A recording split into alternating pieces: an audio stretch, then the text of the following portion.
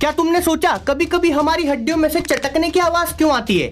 ये पट पट पट पट पटाखे क्यों फूटते हैं? तो देखो, हमारी हड्डियों में जॉइंट्स होते हैं और इन जॉइंट्स के बीच में एक चिपचिपा गाढ़ा सा लिक्विड भरा होता है जिसे साइनोवियल फ्लूइड बोलते हैं। इस लिक्विड का काम होता है कि ये हमारी हड्डियों के मूवमेंट को स्मूथ बनाए, फ्लेक्सिबिलिटी बनाए रखे और हड्डियों को आपस में टकराने से रोके। पर होता क्या है कि जब हम फिजिकल एक्टिविटीज करते हैं या हमारी हड्डियों को खींचते हैं तो इन जॉइंट्स के बीच में जो लिक्विड है वो भी खींचेगा और इसकी वजह से उस लिक्विड में एयर बबल बन जाते हैं। तो जब ये बबल बनते हैं और फूटते हैं तब पट पट चटकने की आवाज आती है।